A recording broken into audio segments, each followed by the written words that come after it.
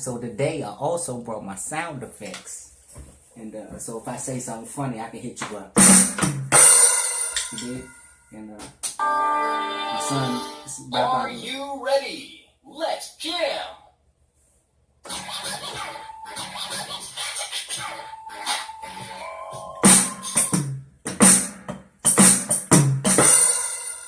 Conscious Crime Show. They telling us to dream, baby. Don't believe what's on that screen, baby. They telling us to dream, baby. Don't believe what's on that screen, baby. Listen, there's no cure for living. We said it's the last straw, but then no straws were given. I'm so-called the villain, man. Blah.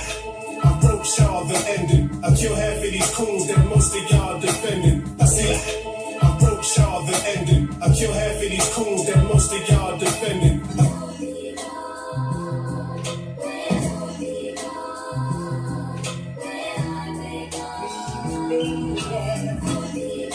They telling us to dream, baby. It's an insult for me to even address that issue, so I'm not going to spend very much time addressing it. But black folk need to understand my primary principles, whatever they want to know about me, is in those books, Black Labor, White Wealth, Black Labor, White Wealth, which is called the Second Bible for Black Folk by Ebony and Jet magazine, and it's treated as such around the world. It tells you in there why black folk were chosen for slavery, because how white folks perceive them and how white folk voluntarily began to choose black folk for slavery. That was a voluntary thing to choose them for slavery, voluntary. And secondly, if you look at my book, in a new book called The New Black History Reader, 1,000 Questions That You Never Thought to Ask. If you look at question 26, it tells you again that black folk were forced. There's a thing called forced choice, and there's a voluntary choice. White folks voluntarily injected black folk into slavery around the world on an initial principle called doctrine of unequal. The field Negro. Back during slavery, there was two kinds of slaves. There was the house Negro and the field Negro. The house Negro, they lived in the house with masters. I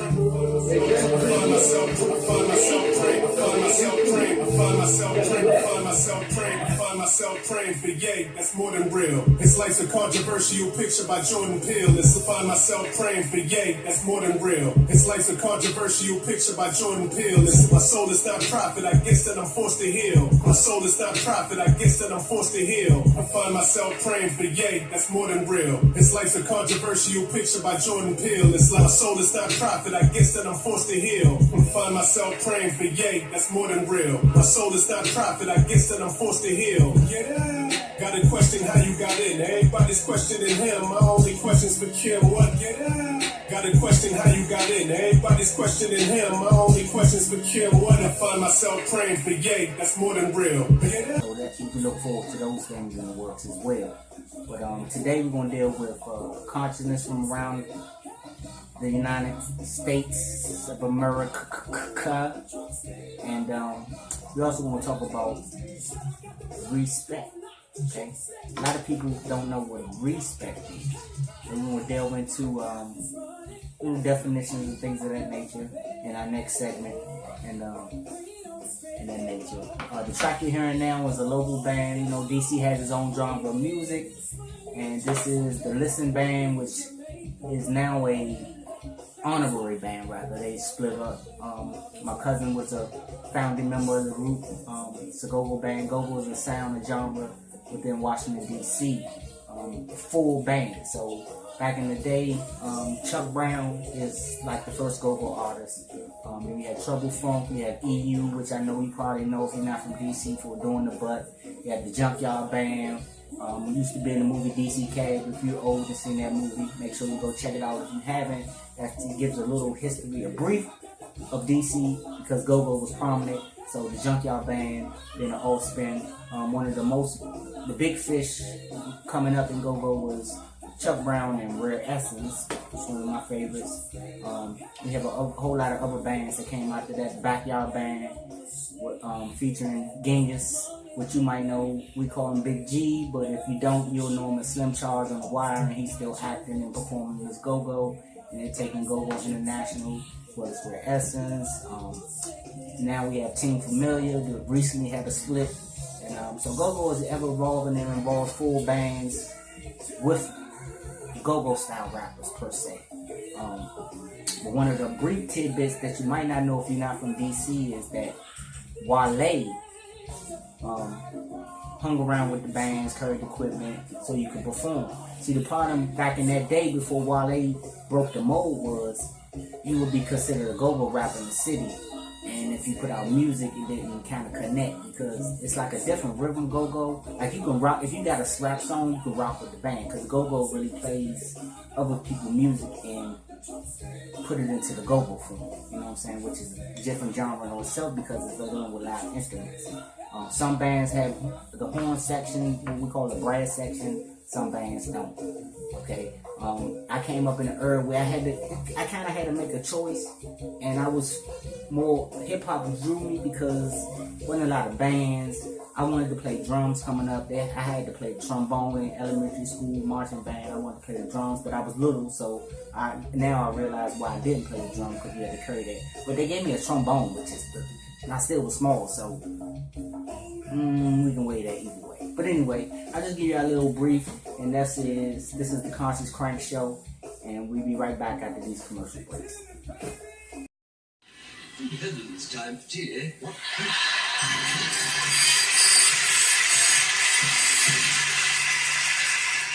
Meanwhile, we will cloak ourselves under the banner of a certain religion, and therefore we'll go up into Europe and train the Europeans.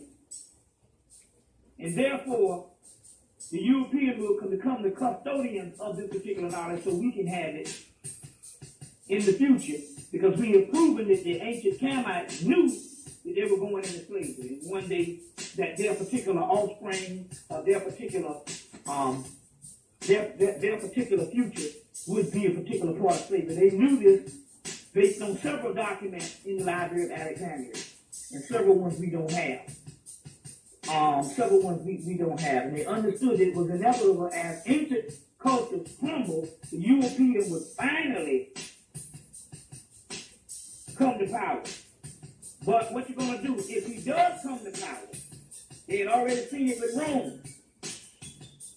If he does come to power, and Greece, if he does come to power, what are you going to do? Are you going to train him to have some type of sense? Or you want a person to come to power that has no training at all on how to even disseminate knowledge, and knowledge will be lost forever. So it's inevitable that these particular Moors and all of those go up into Europe. So those particular Hamite Egyptians and other ancient people around the world cloaked themselves under the banner of Islam and went up into Europe and gave all this particular discipline. You see. And it was basically a mystery system transferred into Europe and on into the Americas. You see.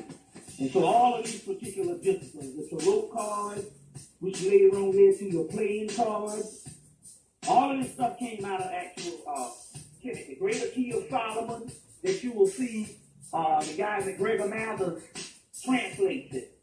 And there's a Lesser Key of Solomon, which is called your Boeotian. The guy McGregor Mathers and Alistair Crawley both translate that particular one.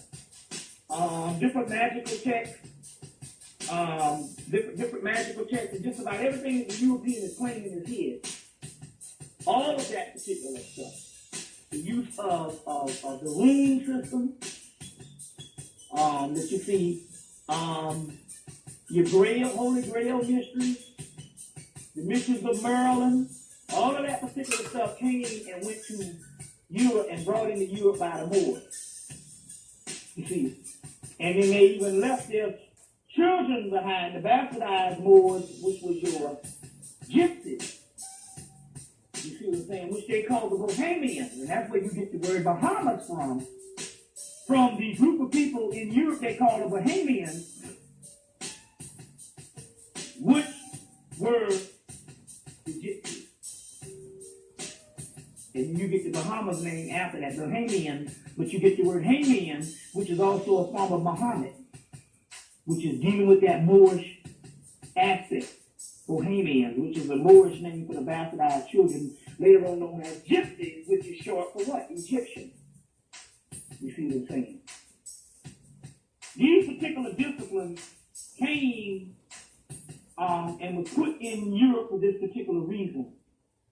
the pendulum, the Ouija board. I already said with the Parker brothers, so they had Ouija boards before. And just about all of this magic that these white people are cultivating at this particular time, they call it Celtic. That's their cloak word, because the original people that received these particular Celts was nothing but the Moors, the Gnostic Moors that settled Ireland. And we talked about that the last time, that is documented in Robert Anton Wilson's book, Everything is Under Control, as well as Ancient Black Britain. So these are particular disciplines that when you see in all of this particular stuff that they're cooking, you thinking we got to get out of this thing, because we're thinking that this is just some white people stuff. It's not white people stuff. It's our stuff.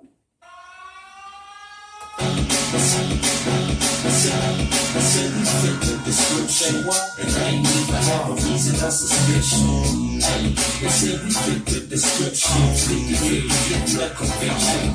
Now they trying to give a nigga 5 years for weed. While Robert Blake had a murder trial, walk around free. All the time they pull me over where the guns and the weed at. I'm like, buddy, do I look like I need that? If I was riding dirty, I'm damn sure wouldn't stop. You be one high speed chasing hot. Always getting raised by them jumpers on the block. Hey, you fake brains, white boy, rookie cops, man. Just cause we kick it don't mean we a gang. Cause every nigga in my hood don't smile. Cornrows and braids don't mean we no good. It's a black thing, living in the hood. Cause all black people don't like chicken and grits. It's a black thing, living in the hood. Cause all black people don't like chicken and grits. And they tryna give a nigga every time they pull me over where the guns and the weed at. I said we fit the description. Record label when I was a teenager called Greenleaf Records, which was named after my projects that I grew up in. That you know, my family was actually. Pick your favorite style and select a song. Hip hop. Let's jam again later. But anyway, so my grandmother moved to the Greenleaf Projects when my uncle was born, my Uncle Richard Wright, and that is the father of my cousin Sugar Vale that I found 20 years later, and that we're building on. And my next mixtape is one of my next projects is the Sugar Vale mixtape, which is going to drop on 7/11/2018, along with the documentary Once Upon a Time in Southwest. You know what I'm saying? That's our neighborhood, which you might know Southwest via Wayne Prairie. It's from my neighborhood, or back in the day when the K Street crew, that was my block. Or you might know it as the biggest view strip on the East Coast. This is all in the 90s and 80s and the 90s. Wayne was in paid in full when he said, I want to go down to D.C. He was the one to protect the Alpo before he ratted on him and things of that nature. Okay? He was like a protector and things of that nature. I'm not going straight off into that. I'm going to say that for the documentary and his family members. So that documentary will be dropping on July 11, 2018, which is my son's birthday. The one who passed away, Kevin Darnell Allen Dixon, which, you know, is K-Dad. That's what K-Dad Media is. And I'm wearing a shirt, the K-Dad Media Foundation, which I was going to start in his honor, but it evolved into me changing my business model and me also renaming my business K-Dad Media. Before it became K-Dad Media, I was opening a cafe. It's called the K-Dad Cyber Cafe. So it forayed. So the Cyber Cafe would have went with the foundation because I had the place and things of that nature. So once I didn't open the business, I was leasing. I believe in ownership, and at that time I wasn't a homeowner. We were leasing. And it was like a business lease agreement, residential business lease agreement. Once we open officially, the lease will go up $500. And that wasn't official because the work required the owner to pay for those, and he wanted me to pay for those. And I wasn't, you know, I'm not a dummy. I was consciously subconscious. You dig? So my son passed in 2009. I buried him because I was baptized at 2. I buried him at an AME church, Reed Temple, 2009. He died 2 days before his 16th birthday, July 9th, 2009. When he passed, his birthday was July 11th. I remember that call. I remember like it was yesterday, you know. I don't even remember what I said at the funeral. I did the funeral programs. You know, I paid for the costs. I was a single parent. I got him when he was 4. Didn't have him before he was 4 because I'm gonna say that for the documentary. But anyway. And you don't know what's happening because someone has taught you to suffer peacefully. The white man does the same thing to you in the street. When he don't want to put knots on your head and take advantage of you and don't have to be afraid that you're fighting back. To keep you from fighting back, you get these old religious Uncle Toms to teach you and me, just like Noah King suffered.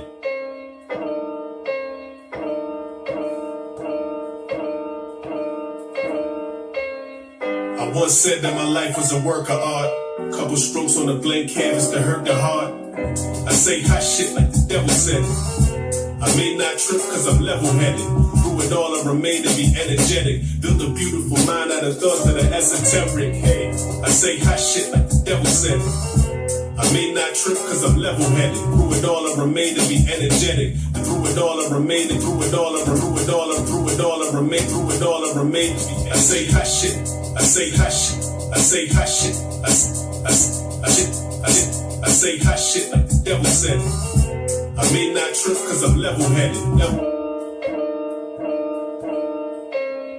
I once said that my life was a work of art. Couple strokes on a blank canvas that hurt the heart. Had to brush with death before I could learn to talk. The paintings on the wall, don't wait for the verse to start. You people can put me hiding behind a verse. Picture me hiding behind a verse. No days off for this supply to work. Picture me hiding by me high. No days off verse. No days off for this time. Picture me hiding behind a verse. Picture me hiding behind a verse. And his autobiography has done so. I can name several nations that Malcolm's autobiography has impacted, such as the Nicaraguan Sandinista movement. It was in Nicaragua. A lot of liberation organizations in South America read Malcolm's book. South Africa recognized and appreciated Malcolm. Nelson Mandela, that's why he was in the movie for Malcolm, the first one in this nation to bring up the freedom of South Africa, bring up that South Africa should be free, remove apartheid by any means necessary. He was a supporter of all the new independent nations of Africa and those yet to come in Africa, Asia, and the Caribbean. And those nations recognized that in universities, streets, in memorial days, so many ways he is remembered in those new nations of the world struggling. And that is a significant part. More so there in Africa and Asia and South America than even here in the U.S. All right. As I mentioned, you got some fun. Give it up for the queen.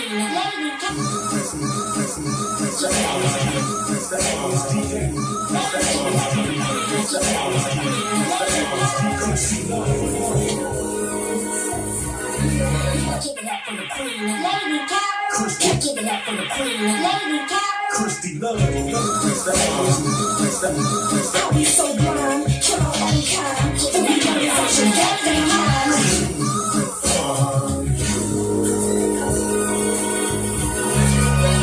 Yeah, in the name of the game, of the tricks on you, what a damn shame. I dug it for the pain of the mama's and had more than 2 sons slain. For the kids in the street, got a thing for them soft shoes on their feet.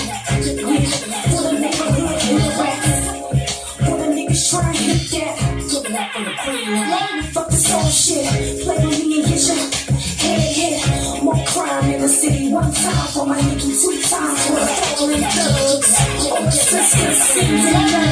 Christy Love.